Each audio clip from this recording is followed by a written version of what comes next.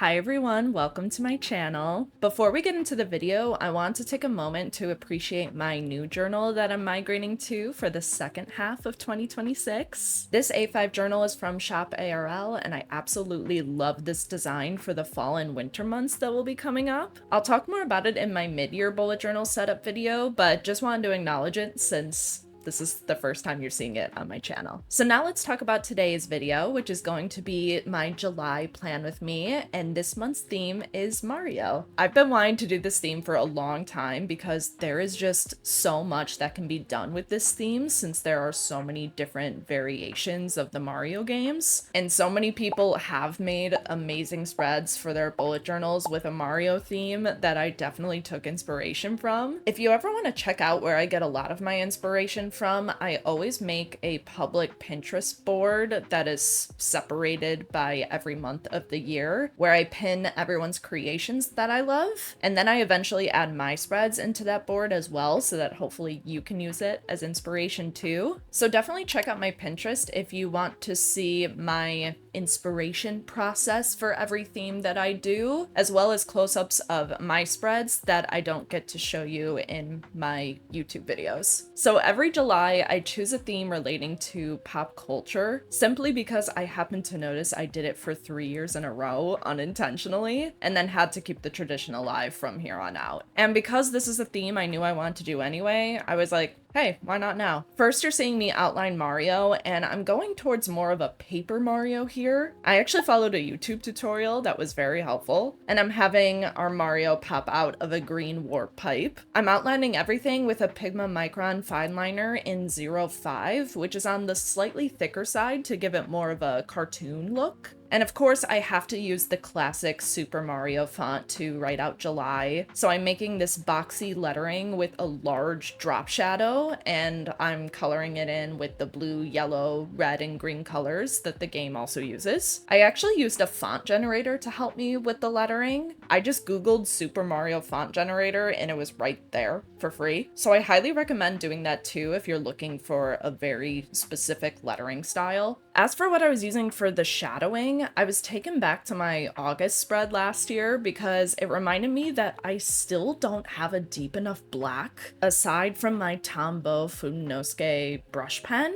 which is not my most ideal utensil to use for something like this. But just like last August, I kind of have no choice but to use it, so I'm going with this pen yet again. Clearly that mental note I gave myself to get a different black marker did not stick. But for all the other bright colors that you're going to see, I'm using a mix of Tombow dual brush pens and Crayola super tip markers. Instead of doing a quote page or a calendar or something on the left side, I decided to continue on with making the scene for our Mario character. So I drew the ground for him to jump over to, with some hills subtly in the background, and then I drew some blocks higher up on the page. I made some bricks and some question mark blocks, as well as a star and a mushroom above the question mark blocks. I debated if I wanted to do the iconic blue sky in the background, but something in me said that was doing too much. I wanted the blue to be more subtle, so I tested it with a colored pencil and didn't like it with the marker combination, and I just thought a blue marker would have been too bold for what I was going for. So I don't know, hopefully that wasn't the wrong choice to just leave the background white.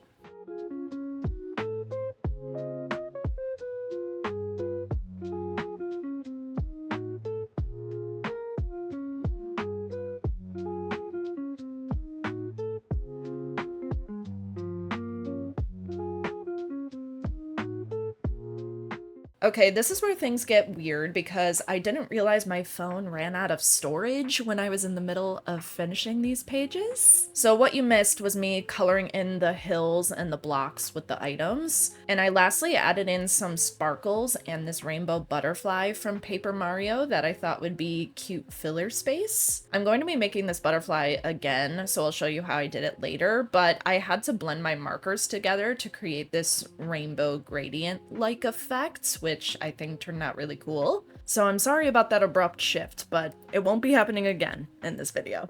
For the habit tracker, I'm using that same Super Mario font to write habits. And for my mini calendars, I'm going to make a bunch of those platforms that we see in the game with a large drop shadow. Because of the drop shadow and wanting to add color and those screws on each corner, I had to make the platforms a little bigger so I could only track 6 habits this month, which is totally fine with me. And I actually started tracking a new habit this month, which is playing piano. I played piano for a few years when I was a kid and recently got more of an itch to start playing again, and it's been super fun. I want to be motivated to keep practicing with this habit tracker while also documenting this era of my life where I'm getting back into piano. This page was really hurting my hands with all the shadowing I had to do. And on top of that, I chose to write out each day of the month for each habit so I can highlight the number when I complete the habit. So there was just a lot of coloring and writing going on with the same utensil. But of course I did add my fun colors by coloring in the habits header with the same letters as the title page. And for the mini calendars, I just colored the border of each platform with the same colors I used for the hills on the title page. I love this idea because it added that necessary pop of color without being too bold by coloring in the entire platform.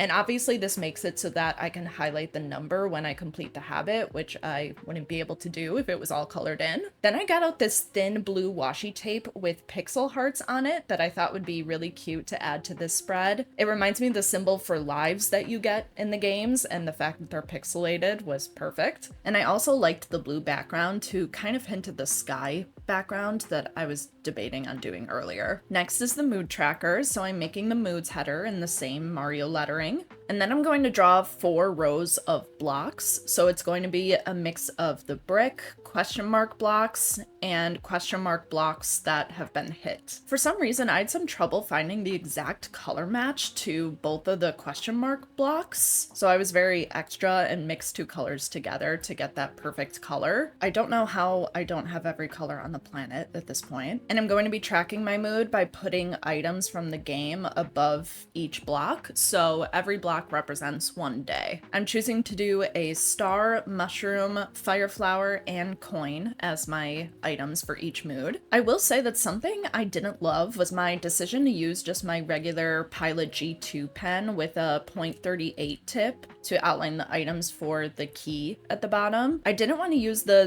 05 Pigma Micron that I've been using throughout this theme because I knew that'd be too heavy of a line, but it actually turned out that my Pilot G2 was too heavy for my liking too. I just think it made the colors look a little off, so I actually wish I went in with a finer tip so that the colors would stand out more. Other than that though, I love how this page turned out. I'm looking forward to filling this in though because it's definitely looking very brown right now, so I'm resisting the urge to add more fun colors since I know the items will help with that once I reach that point of the month. By the way, I forgot to say that I added these large sparkles that you saw from the title page next to both the habits and mood headers to fill in some of that blank space. Next is the gratitude spread. I'm obviously going to do the Mario lettering when writing the gratitude header, and for my little illustration on the bottom right corner, I'm drawing a piranha plant coming out of a warp pipe. In hindsight, I think that was an interesting choice for a gratitude spread because a piranha plant is not giving good vibes. But I was honestly thinking of a more vertical illustration that I could do because I want as much of the right side of this page to be as covered as I can, since I have to leave a lot of blank room for me to write what I'm grateful for on the left side. And I just think the piranha plant is so iconic that it had to be included in some way. But to make it a little more graceful looking, I added in the butterfly from the cover page and from Paper Mario with those large sparkles that you've been seeing throughout the theme. And yeah, it was actually really easy to blend the colors together to create that rainbow gradient because the Tombow dual brush markers and Crayola super tips are water-based. I still used every color of the rainbow in pieces of the butterfly, and then I just used the lightest color to blend them all together at the harsh parts. Again, super easy and gave me exactly the effect that I was looking for. Now, this is the part where I usually tell you guys how much the theme I'm working on means to me, because I love doing themes that I can resonate with, or a theme that I just find really cute or pretty. But I won't sit here and lie and tell you how much I loved Mario and how many versions of Mario that I played. I definitely played some and have memories playing here and there that were really fun. I just wasn't like a Mario kid,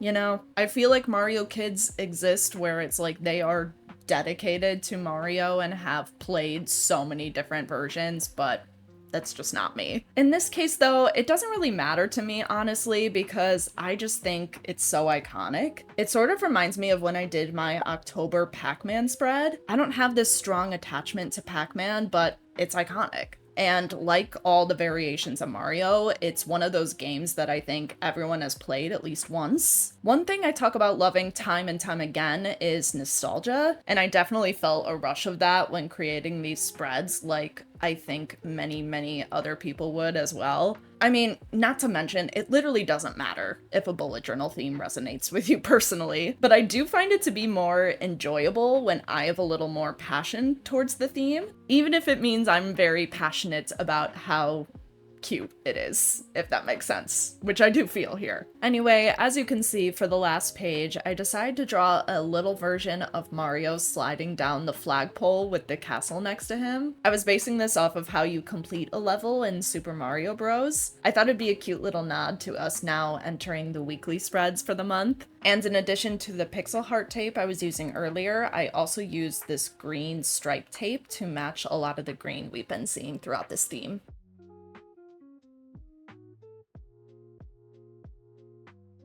Here is the final flip through of July's Mario theme. Seeing these spreads makes me so happy, and I feel like I accomplished the iconic look that we all know and love of the Mario games. I hope this video gave you some happiness too, and some inspiration. Thank you so much for watching, and I'll see you in the next one. Bye!